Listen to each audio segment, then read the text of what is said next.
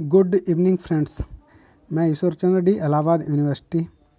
आज आपको मैं अपने स्टडी रस यूट्यूब चैनल पर आज भारत का संविधान, उसकी विशेषताएं बताएंगे। और हमें पता है पॉलिटिकल साइंस में 3 देशों का संविधान आता है। एक यूएसए हो गया, दूसरा ब्रिटिश हो गया और तीसरा अपना भारत ही मस्ट है। सबसे पहले हम लोग भारत के संविधान की विशेषताओं के बारे में चर्चा करेंगे। कल मैंने संविधान सभा की गठन और संविधान क्यों ज़रूरी था, इस पर वीडियो बनाई हुई थी। यदि आपको वीडियो अच्छी लगे तो वीडियो को सब्सक्राइब और शेयर, लाइक, कमेंट ज़रूर करें। नेक्स्ट चलते हैं हम लोग संविधान की मुख्य विशेषताएं। संविधान की मुख्य विशेषताएं तो कई हैं फ्रेंड्स, जिनको लिख पाना बहुत ही मुश्किल है, लेकिन हम यहाँ पर कुछ संक्षिप्त और महत्वपूर्ण विशेषताओं के बारे में चर्चा करेंगे, जिनमें विशेषताओं की संख्या लगभग 11 बताई गई है। 11 हमने आपको स्टेप बाय स्टेप आपको एक एक विशेषता समझाएंगे, जिससे आपकी परीक्षा की दृष्टि से, हालांकि परीक्षा तो ऑनलाइन होनी है, लेकिन ऑनलाइन ही आप लोगों को व्यवस्थाएं मिल जाएं और सटीक विशेषताएं पता हो जाएं। या कभी कभी ऐसा होता है प्रश्न में पूछ दिया जाता है कि भारत की संविधान की मुख्य विशेषताओं पर की विवेचना कीजिए, तो विवेचना करने के लिए ये महत्वपूर्ण वीडियो होने वाला है। तो चलते हैं हम लोग, देखते हैं क्या है कि सबसे पहले संविधान की मुख्य विशेषताएं की फीचर्स ऑफ द कॉन्स्टिट्यूशन। प्रत्येक संविधान, ध्यान से सभी लोग पेन और कॉपी कलम लेकर के बैठेंगे और एक एक पॉइंट टू पॉइंट, ज़्यादा नहीं 10-10 वाक्य इसके प्रत्येक विशेषता के बारे में 5-5 वाक्य लिखेंगे। तो सबसे पहले हम लोग देखेंगे, और ये वीडियो जो है प्रत्येक छात्र बीए फर्स्ट ईयर से BA second year, BA third year तक चलती है। ये जो पॉलिटिकल साइंस में इंटरेस्टेड होंगे, और यदि नहीं भी इंटरेस्टेड होंगे, आने वाले भविष्य में जो भी कंपटीशन के परीक्षाएं देंगे, उनमें भी ये बहुत ही उपयोगी होगा। चलते हैं, देखते हैं कि प्रत्येक संविधान, हम लोगों को प्रत्येक जो संविधान है उसकी गठन के बारे में कल बातचीत हुई थी। प्रत्येक संविधान की अपनी विशेषताएं होती हैं, ध्यान से, और जिन्हें देखकर उसकी संपूर्ण व्यवस्था के बारे में जानकारी हो सकती है। यही बात भारत के संविधान के बारे में कही जा सकती है, जो हम भारत के लोगों ने भारत के लोगों के लिए बनाया है।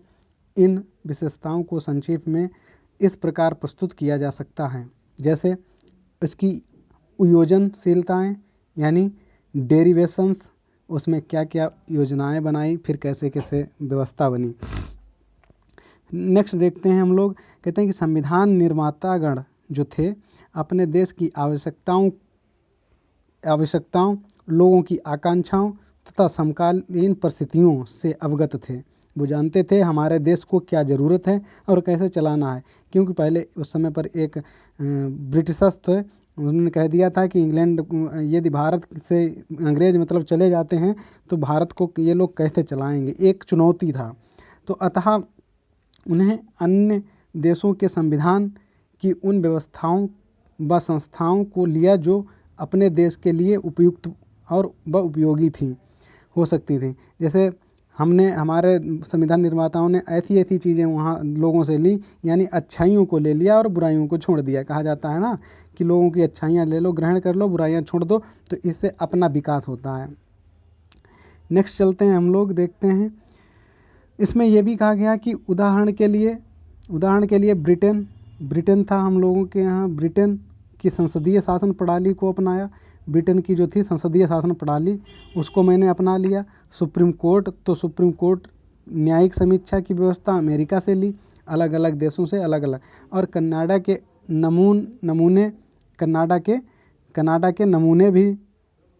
नमूने का संघ शासन स्थापित किया। तो नीति निर्देशक सिद्धांत जो है विचार आयरलैंड से लिए गए, आयरलैंड के संविधान से लिया गया। ऐसी सभी व्यवस्थाओं व संस्थाओं का इस प्रकार समायोजन किया, विधिवत तरीके से समावेश किया गया कि उसे एक सुंदर गुलदस्ते की उपमा दी जा सकती है, देखा जाए तो।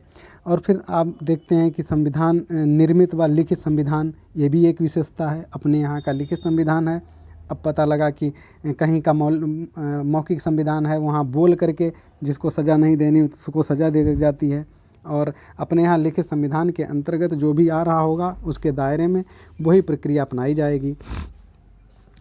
हमारा संविधान देखते हैं कि संविधान निर्मित व लिखित संविधान, हमारा संविधान लंबे विकास की देन नहीं है। जैसा हम ब्रिटिश संविधान के बारे में देखते हैं, ब्रिटिश संविधान जो है वो लंबा विकास की देन है और बहुत प्राचीन से शुरुआत से चली आ रही है, आज भी चल रहा है। संविधान सभा ने इसे बनाया है। एक संविधान सभा अपने भारत की हुई थी, उसमें उन्होंने बनाया, जिसमें कुल 389 सदस्य थे, किंतु देश के विभाजन के बाद उनकी संख्या घट गई थी। जब देश बट गया तो संख्या घट गई। फिर नेक्स्ट देखते हैं कि इसमें लगभग 3 वर्ष का समय लगा, जैसे 2 साल 11 माह 18 दिन, यानी 3 वर्ष में 12 दिन कम थे, ज़्यादा नहीं। और इसके अतिरिक्त यह विश्व का सबसे अधिक बड़ा और लिखित संविधान है। और साथ में प्रस्तावना जो उद्देशिका हम लोगों की है, प्रस्तावना के बाद इसमें 395 अनुच्छेद, मूल रूप से 395 अनुच्छेद और 22 भागों में समाहित कर दिया गया। अंत में अनुसूचियां हैं जिनकी संख्या पहले 8 थी किंतु अब 12 हो गई है। मूल संविधान में अनुसूचियां कितनी थी? 8 थी, अब 12 हो गई हैं। फिर नेक्स्ट हम लोग देखते हैं कि नंबर 1 क्या है कि प्रभुता संपन्न, समाजवादी, धर्मनिरपेक्ष, लोकतांत्रिक गणतंत्र। इसने भारत को प्रभुता संपन्न राज्य बना दिया। अब भारत किसी विदेशी सत्ता के अधीन नहीं है। पहले जो था भारत विदेश की सत्ता के अधीन था। इसने लोकतांत्रिक समाज को मान्यता दी, जिसका रूप इंग्लैंड के फेबियनवाद से मिलता जुलता है। भारत में अनेक धर्म व मत हैं, अतः सभी को सम्मान देना महत्वपूर्ण, ये सभी का अधिकार है। नेक्स्ट हम लोग देखेंगे कि भारत धर्मनिरपेक्ष है, अर्थात ये भी एक मुख्य विशेषता है। भारत एक धर्मनिरपेक्ष गणतंत्र राज्य है, अर्थात यहाँ धर्म के आधार पर कोई भेदभाव नहीं हो सकता। देश में लोकतांत्रिक व्यवस्था है, जो जनतांत्रिक व्यवस्था होती है, जनता के द्वारा सब कुछ होता है, जनता या किसी एक सत्ताधारी होगा, तो सत्ता जनता के पास है, जिसका उपयोग उसके निर्वाचित प्रतिनिधियों के हाथ में होता है। शासन समिति व उत्तरदायी है। इसकी शासन समिति जिसको नियुक्त किया जाएगा, जिसको निर्वाचित किया जाएगा, वो एक सत्ता का मुखिया होगा और वो उसी के हाथ में है और जनता उसका रक्षक है। राष्ट्रपति का पद निर्वाचित है, यहाँ राष्ट्रपति का पद और प्रधानमंत्री दोनों का पद निर्वाचित किया जाता है। वह राज्य का अध्यक्ष होता है, यानी राष्ट्रपति जो है राज्य का अध्यक्ष होता है। अतः भारत गणतंत्र है, भारत गणतंत्र राज्य है। संसद अपने कानून के उच्च न्यायालयों के अधिकार क्षेत्र का निर्धारण कर सकती है तथा सर्वोच्च न्यायालय की ध्यान देना, सर्वोच्च न्यायालय की किसी उच्च न्यायालय के निर्णय को पलट सकता है। सर्वोच्च न्यायालय के निर्देश देश की सभी अदालतों पर लागू होते हैं। तो हमारी एक देखा जाए तो संविधान का रक्षक जो है, मूल रक्षक, मेन रक्षक हमारे सर्वोच्च न्यायालय ही है। फिर संसदीय प्रणाली विशेषता नंबर 2। अब संसदीय प्रणाली में क्या क्या होता है ये आपको बताना ज़रूरी है, क्योंकि वहाँ पे आप लिखेंगे तो आपको वैसे ही फील आना चाहिए कि जैसे वहाँ पढ़ाया गया, यूट्यूब चैनल पे पढ़ाया गया। यदि पढ़ करके जाओगे तो भूलोगे नहीं, क्योंकि देख करके किसी चीज़ को सुन करके देख करके पढ़ना वो हो जाता है, याद बना रहता है, और किताब से पढ़ना भूल भी सकते हैं। तो भारत में अब संसदीय प्रणाली, भारत में संसदीय शासन प्रणाली है, इसीलिए राष्ट्रपति को राज्याध्यक्ष बनाया गया, जिसकी सत्ता नाम मात्र है। वास्तविक सत्ता मंत्रिपरिषद के पास होती है, जिसका अध्यक्ष प्रधानमंत्री होता है, जो सामूहिक रूप से लोकसभा के प्रति उत्तरदायी होती है। एक लोकसभा बनाई गई है, उसके प्रति उत्तरदायी प्रधानमंत्री होता है। वो जवाबदेही प्रधानमंत्री की होगी किसी भी वैसे अनुचित कार्य होने पर। मंत्रिपरिषद तभी तक पदासीन रह सकता है जब तक उसे लोकसभा का विश्वास प्राप्त हुआ है, तभी तक वो पद पर रह सकता है। ऐसी व्यवस्था राज्यों में भी है। यहाँ गवर्नर होता है, जैसे देश लेवल पर, कंट्री लेवल पे अपना राष्ट्रपति हैं और स्टेट लेवल पर गवर्नर हों, को राज्य को अध्यक्ष बनाया गया है, किंतु वास्तविक सत्ता मंत्रिपरिषद के पास है, यानी मुख्यमंत्री यहाँ का होगा, जो सामूहिक रूप से विधानसभा के प्रति उत्तरदायी होती है। जो विधानसभा में मुख्यमंत्री बैठेगा, उसकी मंत्रिपरिषद बैठेगी। 1976 के 42वें संविधान ने राष्ट्रपति को अपने मंत्रिपरिषद के परामर्श के अनुसार कार्य करने के लिए बाध्यकारी बना दिया था। अब नेक्स्ट देखते हैं कि एकीकृत न्यायपालिका। हम लोगों की न्यायपालिका जो है एकीकृत है। संघीय व्यवस्था में केंद्र व प्रांतों के बीच शक्तियों का विभाजन किया जाता है ताकि दोनों सरकारें अपने अपने, यानी केंद्र सरकार और राज्य सरकार दोनों अपने क्षेत्रों में काम कर सकें। प्रांतों की अपनी न्यायपालिका होती है, लेकिन भारत में सर्वोच्च न्यायालय को शिखर पर रखा गया है। राज्यों के उच्च न्यायालय उसके नीचे हैं। संसद अपने कानून से उच्च न्यायालयों के अधिकार क्षेत्र का निर्धारण कर सकती है तथा सर्वोच्च न्यायालय किसी उच्च न्यायालय के निर्णय को पलट भी सकती है।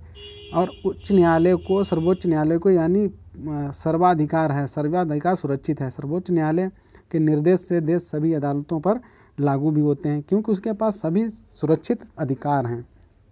वो जो चाहेगा वो कर सकता है। लेकिन हम लोग देखेंगे अब न्यायिक समीक्षा क्या है।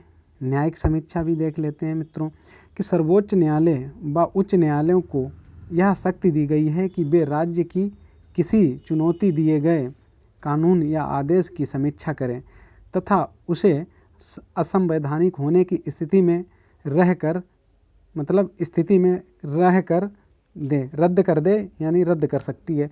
यदि असंवैधानिक है तो उसको रद्द कर सकती है, क्योंकि उच्च न्यायालय के निर्णय को सर्वोच्च न्यायालय में चुनौती दी जा सकती है। ध्यान से, अतः सर्वोच्च न्यायालय जो है, सर्वोच्च न्यायालय का निर्णय अंतिम होता है। सर्वोच्च न्यायालय यानी सबसे सर्वोच्च है वो भारत में। नेक्स्ट हम लोग देखते हैं कि मौलिक अधिकार। क्या? मौलिक अधिकार। मौलिक अधिकारों में देखें, संविधान के तीसरे भाग में किसमें? तीसरे भाग में मौलिक अधिकारों की विस्तृत सूची दी गई है। संविधान के तीसरे भाग में संविधान की मौलिक संविधान की अधिकारों की विस्तृत जानकारी दी गई है। ये अधिकार 6 प्रकार के हैं। नंबर 1 देखते हैं, जैसे समानता का अधिकार हो गया। समानता का अधिकार, स्वतंत्रता का अधिकार, शोषण के विरुद्ध अधिकार और धर्म का अधिकार, सांस्कृतिक व शैक्षणिक अधिकार तथा संवैधानिक उपचारों का अधिकार। ये 6 प्रकार के अधिकार दिए गए हैं जो भाग 3 में मौलिक अधिकारों के अंतर्गत आते हैं। हमारा मूल अधिकार है वो कि हमको ये चीज़ मिलनी है। 1978 में 44वां संविधान संशोधन हुआ, 44वें बार हुआ। तो संविधान संशोधक जिसने संपत्ति के अधिकार को इस भाग से निकाल दिया, संपत्ति का अधिकार जो अनुच्छेद 31 में था उसको इन्होंने निकाल के फेंक दिया। अब देखा गया कि संविधान को संपत्ति का अधिकार किस रूप में कानूनी अधिकार बना दिया। ये अधिकार बाध्यकारी हैं, अतः न्यायालय की सहायता से उनकी सुरक्षा की जा सकती है। यदि राज्य का कोई कानून या आदेश किसी मौलिक अधिकार का हनन करता है तो उच्च न्यायालय या सर्वोच्च न्यायालय में उसे चुनौती दी जा सकती है। ये भी इन्होंने कह दिया कि यदि कोई भी कहीं दिक्कतें आती हैं तो उसके लिए उच्च न्यायालय और सर्वोच्च न्यायालय है, आप जा सकते हैं, वहाँ से न्याय मिलेगा। यही सब लोग सोचते हैं। असंवैधानिक होने की स्थिति में, क्या? असंवैधानिक होने की स्थिति में न्यायालय उसे रहकर ये रद्द कर सकता है। रद्द है, ध्यान से। 1976 के 42वें संशोधन ने नागरिकों के मौलिक कर्तव्य वाला भाग जोड़ा, अतः उनका कर्तव्य है कि राष्ट्रीय झंडे और राष्ट्रगान का सम्मान करें, संविधान का पालन करें और मातृभूमि की रक्षा करें। आपने देखा होगा कि संविधान की प्रस्तावना या उद्देशिका क्या कहती है कि वी द पीपल, हम भारत के लोग से शुरू होती है और हम भारत के लोग हैं, हर चीज़ उसमें समाहित है। आप लोग पढ़िएगा ध्यान से। अब नेक्स्ट देखते हैं कि हम लोग सहयोगी संघवाद, ये भी एक विशेषता है कि भारत का संविधान कैसा है, एक सहयोगी संघवाद की व्यवस्था उसके अंदर है, इसलिए बहुत ही उपयोगी है, बहुत ही बेटर है अपने पूरे विश्व में। भारत में संघीय व्यवस्था है, इसमें कनाडा की तरह सबल केंद्र स्थापित किया गया है। कनाडा से लिया गया तो उस कनाडा संघ व्यवस्था देखी गई है। वहाँ की स्थिति उतनी ही शक्तिशाली नहीं है जैसे अमेरिकी राज्यों या स्विस कैंटन की है। केंद्र व राज्यों के बीच शक्तियों का विभाजन किया गया है। यदि कोई आपत्ति पैदा होती है, यदि कोई आपातकालीन ऐसी स्थिति पैदा होती है जो तो सुप्रीम कोर्ट की व्याख्यानुसार उसका निराकरण किया जा सकता है। ठीक है।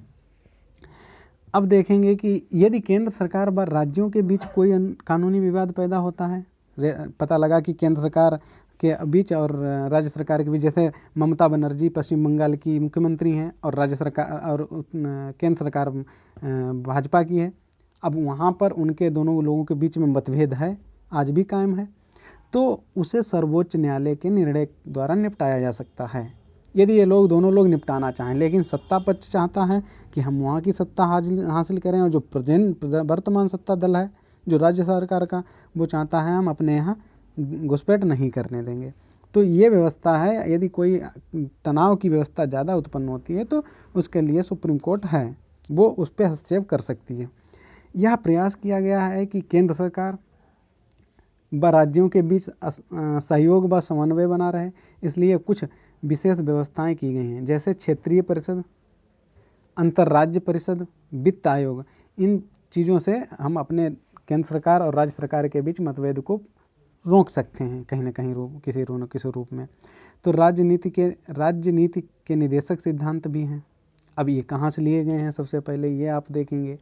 ठीक है। तो संविधान के चौथे भाग में मिलेंगे संविधान चौथे भाग के निदेशक सिद्धांत दिए गए हैं, जिनका ध्येय भारत में सामाजिक व आर्थिक लोकतंत्र स्थापित करना है। कुछ महत्वपूर्ण सिद्धांत हैं, जैसे राज्य सभी को रोजगार के पर्याप्त अवसर देगा। ठीक है। राज्य अवसर जुटाएगा, राष्ट्र के संसाधनों का सभी के हित में उपयोग किया जाएगा, समान कार्य के बदले समान वेतन भी दिया जाएगा। ठीक है। इन चीज़ों में क्या है कि जैसे अब महिलाओं को काम तो 8 घंटे करना पड़ता है, लेकिन उनको पुरुषों की अपेक्षा वेतन कम मिलता है, तो उनको भी बहुत उपयोगी है कि हाँ, उनको समान कार्य तो समान वेतन। अब पता लगा शिक्षा मित्रों को 10,000 रुपये 5,000 दे रहे हैं और सहायक अध्यापक को 50,000 दे रहे हैं, लेकिन वो सेवा उनसे ज़्यादा तो नहीं, लेकिन बराबर तो कर रहे हैं ना कहीं ना कहीं। तो इन चीज़ों में उन्होंने ये प्रावधान किया गया है कि दशाएँ स्थापित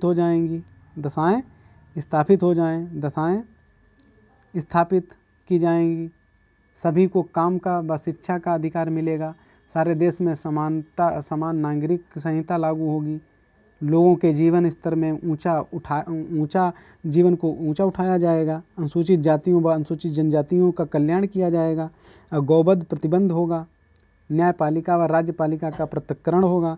ये राज्य के नीति निर्देशित सिद्धांतों के अंतर्गत है। ठीक है ना। और क्या है, पृथक्करण होगा तथा भारत के अंतर्राष्ट्रीय शांति व सुरक्षा की नीतियों को अपनाया जाएगा। ये सिद्धांत अनिवार्य न्याय मान्य नहीं है, लेकिन यहाँ अपेक्षा की जाती है कि राज्य उन्हें देश के प्रशासन में मूलभूत साझेदार समझेगा। ये हो गई व्यवस्था राज्य के नीति निर्देशित सिद्धांतों से, ये विशेषता हो गई। तो नेक्स्ट विशेषता हम लोग देखते हैं। अब विशेषताओं पे चर्चा हो रही, तो विशेषताएं ही हम लोगों की मूल उद्देश्य है। लोकतांत्रिक विकेंद्रीकरण क्या है, ये भी एक चिंता का विषय है, प्रश्न का विषय है।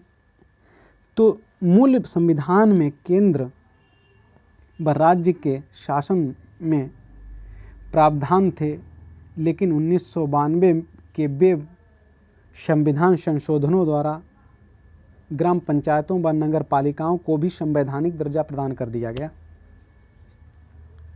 गया। 11वीं अनुसूची में नगर पालिकाओं को 18 कार्य दिए गए थे, आज भी मौजूद हैं। इससे विदित होता है कि अब धरातल पर लोकतंत्र को सुनिश्चित किया गया है।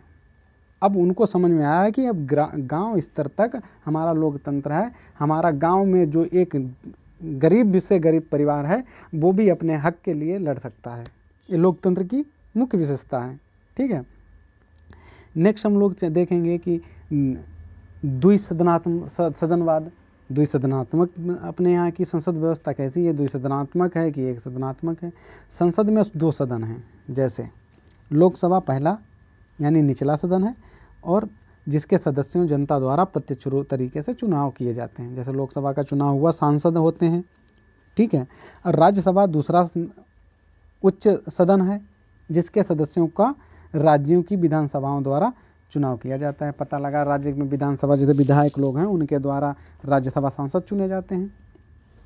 ठीक है, नेक्स्ट राज्यसभा स्थायी सदन है।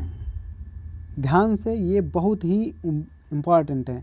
राज्यसभा स्थायी सदन है जिसके 1/3 सदस्यगण हर 2 वर्ष बाद हटा दिए जाते हैं। यानी किसी, वैसे इसका वो 6 साल के लिए 3 साल के लिए होता है, लेकिन 2 वर्ष में 6 साल के लिए होता है, लेकिन 5 वर्ष इनकी कार्यकाल रहता है, लेकिन 2 वर्ष में बदलते रहते हैं। ऐसी व्यवस्था बनाई गई। जैसे 5 साल का यदि हो गया, कोई 5 साल नहीं रह सकता, उसके बाद दूसरा नियुक्त कर दिया जाएगा। तो पता लगा उसकी तो प्रक्रिया बाद में बहुत समझना पड़ेगा। लोकसभा का सामान्य कार्यकाल 5 वर्ष है, जिसे आपातकाल में बढ़ाया भी जा सकता है। राष्ट्रपति किसी भी समय लोकसभा को भंग भी कर सकता है। राष्ट्रपति के पास सर्वाधिकार सुरक्षित है, वो किसी भी वक्त लोकसभा को भंग कर सकता है। ठीक है ना। अब लचीलेपन व कठोरता का विचित्र मिश्रण। यदि संविधान की संशोधन प्रक्रिया बहुत सरल होती है तो संविधान लचीला होता है। यानी अपने यहाँ से आराम से बिल ले आओ, आराम से पास करा लो और संविधान को तोड़ मरोड़ सकते हो। उसमें मतलब जो प्रबंध करना है वो कर सकते हो, कानूनी व्यवस्थाएं बना सकते हो। इसलिए हमारे यहाँ का लचीला है। संसद अपने साधारण बहुमत से बिल पास करके संविधान संशोधन अधिनियम बनाती है। इसीलिए साधारण विधि तथा संवैधानिक विधि में अंतर नहीं होता, जैसा हम ब्रिटिश संविधान के बारे में देख सकते हैं। विपरीत कठोर संविधान ब्रिटिश शासन का जो इसके विपरीत कठोर संविधान है, जिसकी संशोधन प्रक्रिया बहुत कठिन है। अपने यहाँ तो बिल ले आए, पास करा लिया फटाक से, नहीं भी जैसे 3 बिल आए हैं किसान कृषि वाले, बहुत जल्दी पास करके हो गया, यानी इसलिए लचीला है। और यहीं बहुत कठोरता से होता कि नहीं पास होगा, ये है वो है, सभी प्रक्रियाएं जगह जगह पर रोक लगा दी जाती। तो क्या है कि वो कठोर संविधान है। संविधान का बिल संसद के बहुमत से, विशेष बहुमत अर्थात 2/3 बहुमत से पास होना होता है। हो सकता है कि बाद में यह लोक निर्णय कराया जाए या संघीय व्यवस्था में उसका प्रांतों द्वारा समर्थन भी लिया जाए। अब हम लोग देखेंगे कि America, Canada, Switzerland, France, Australia के संविधान कठोर हैं। क्यों हैं? क्योंकि वहाँ पर जो 2 सदनात्मक व्यवस्था, जैसे राज्य में अलग मुखिया होगा, उसका अलग होगा। ठीक है। ऐसे में देशों में साधारण विधि तथा संवैधानिक विधि के बीच स्पष्ट अंतर होता है, क्योंकि उपरोक्त विधि को देश की उच्च विधि माना जाता है। भारत की स्थिति विचित्र है। संविधान के बहुत से प्रावधान संसद द्वारा निर्मित साधारण विधि से बदले जा सकते हैं। जैसे किसी राज्य में विधानसभा परिषद बनाना या तोड़ना, या संघ शासित क्षेत्र को राज्य या दर्जा देना, या किसी राज्य का क्षेत्रफल या नाम बदलना। लेकिन कुछ प्रावधान ऐसे हैं जैसे मौलिक अधिकार, राज्य नीति निर्देशक सिद्धांत, जिनमें संशोधन के लिए बिल संसद के दोनों सदनों में 2/3 बहुमत से पास होना जरूरी है। कुछ ऐसे प्रावधान हैं। नेक्स्ट देखते हैं कि फिर कुछ प्रावधान ऐसे भी हैं कि जैसे राष्ट्रपति का चुनाव, केंद्र व राज्यों के विधायन के संबंध में राज्यसभा में राज्यों का प्रतिनिधित्व आदि, जिनके संशोधन का बिल संसद के दोनों सदनों के पास होने के बाद कम से कम आधे राज्यों की विधानसभाओं द्वारा साधारण बहुमत से समर्पित हो, तब राष्ट्रपति संविधान संशोधन बिल को अनुमति देगा। ठीक है। तो अब हम लोग देखते हैं कि इकहरी नागरिकता यानी सिंगल सिटीजनशिप, ठीक है। तो जहाँ संघ शासन होता है वहाँ लोगों के सारे देश की एवं अपने प्रांत की नागरिकता होती है। जैसे अब पता लगा अमेरिका की दोहरी नागरिकता है, वहाँ राज्य की नागरिकता अलग है और इस देश की नागरिकता अलग है, दोनों को प्राप्त करना होता है। राज्य की नागरिकता दोहरी नागरिकता प्राप्त होती है, लेकिन राज्य में सभी को इकहरी नागरिकता प्राप्त होती है। अपने यहाँ क्या है कि देश की ही नागरिकता है, राज्य की कोई ऐसी नागरिकता नहीं कि हमको राज्य के अंतर्गत भी नागरिकता का कुछ व्यवस्था हो। भारत का नागरिक है, किसी प्रांत या प्रदेश में का नहीं है। संसद अपने कानून द्वारा नागरिकता की प्राप्ति का या हानि की शर्तें निर्धारित कर सकती है, ठीक है। यानी संसद के पास सब कुछ है व्यवस्थाएं। अब संकटकालीन धाराएं क्या है, ये भी एक विशेषता है। यदि देश या उसके किसी भाग पर संकट आ जाए, उसके आने की संभावना हो, तो राष्ट्रपति अपनी संकटकालीन शक्तियों का प्रयोग कर सकता है। और यदि युद्ध या बाहरी आक्रमण, ध्यान से, युद्ध या बाहरी आक्रमण किसी जगह सशस्त्र विद्रोह हो तो अनुच्छेद 352 के तहत संकट काल यानी आपातकाल घोषित कर सकता है। ऐसी घोषणा देश के या उसके किसी भी भाग को प्रभावित करेगी। अनुच्छेद 356 के अनुसार भारत के किसी राज्य जम्मू कश्मीर को छोड़कर, लेकिन अब जम्मू कश्मीर भी साथ में है, ये पुराना है, में संकट घोषित किया जा सकता है। जम्मू कश्मीर में भी अब संकट घोषित किया जा सकता है, इसको काट दो कतई, ठीक है। यदि वही संवैधानिक तंत्र विफल होता है, ठीक है, तो संकट काल में की घोषणा की जा सकती है, आपातकाल की घोषणा की जा सकती है। भारत या उसके किसी भाग के में देश की साख या वित्तीय स्थायित्व को खतरा हो, तब भी आपातकाल को लगाया जा सकता है। यदि शक्तियां राष्ट्रपति को तानाशाह नहीं बनाती, क्योंकि वह मंत्रिपरिषद की सलाह से काम करता है, जो लोकसभा के प्रति उत्तरदायी है। हमारा संविधान हमारे राष्ट्र की का आधार स्तंभ है। 1950 में इसका उद्घाटन हुआ, तभी से चला आ रहा है। दुर्भाग्य की बात यह है कि वर्तमान समय में इसके क्रियान्वयन में गिरावट आई है, ऐसा देखा जा रहा है। राष्ट्रपति नारायणन ने ठीक कहा था कि संविधान ने हमें विफल नहीं बनाया, बल्कि हमने संविधान को विफल बनाया है। इस टिप्पणी के आधार पर यदि ये टिप्पणी कहीं पे लिख दोगे तो मित्रों, मैं दावे के साथ कहता हूँ कि प्रोफेसर जो कॉपी चेक कर रहा होगा वो एक बार औचक रह जाएगा, कहेगा भाई बंदे में दम है, लड़के में, छात्र में दम है। इस टिप्पणी के आधार पर सन 2000 में उन्होंने कहा कि राष्ट्रीय संविधान समीक्षा आयोग बनाया जाएगा, जिसकी आवश्यकता नहीं है, बनाने की कोई आवश्यकता नहीं है। नेशनल कॉन्स्टिट्यूशन रिव्यू कमीशन, इसकी कोई आवश्यकता नहीं। हमें डॉक्टर अंबेडकर की इस शानदार टिप्पणी को याद रखना चाहिए। बहुत उन्होंने अच्छी टिप्पणी की थी। उन्होंने कहा था कि संविधान चाहे कितना भी ही बुरा क्यों न हो, निश्चित रूप में अच्छा हो सकता है यदि जिन लोगों का क्रियान्वयन सौंपा गया है वे अपने अच्छे साबित होने चाहिए। उन्होंने कहा था कि यदि मानने वाले इसको बुरे मानने वाले हैं तो ये 100% गलत हो जाएगा। 25 नवंबर 1949 को समापन समारोह में अपना भाषण देते हुए संविधान सभा के अध्यक्ष डॉक्टर राजेंद्र प्रसाद ने महत्वपूर्ण शब्द कहे कि यह संविधान कुछ व्यवस्थित करे या ना करे, लेकिन देश का कल्याण उन्हीं लोगों पर निर्भर होगा जो इसके अनुसार प्रशासन करेंगे। यह आज स्थिति दूसरी चल रही है। यह आम कहावत है कि किसी देश को ऐसा ही प्रशासन मिलता है जिसका वह पात्र होता है। यदि जिन लोगों को चुना जाता है वे बहुत योग्य हैं, व चरित्र अखंडता वाले हैं, तो बुरे संविधान को भी अच्छा बनाकर दिखा सकेंगे। यदि उनमें ऐसी क्षमताओं का अभाव है तो संविधान देश को नहीं बचा सकता। आखिरकार संविधान किसी मशीन की तरह निर्जीव जंतु है। इसमें तभी सजीवता आती है जब इसका क्रियान्वयन करने वाले नियंत्रित करते या चलाते हैं।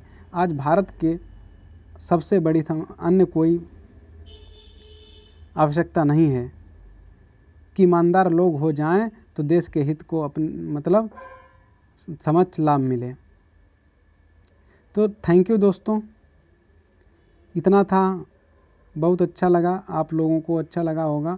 अच्छा लगे तो शेयर करना, लाइक करना, कमेंट करना और अपना रिव्यू ज़रूर देना।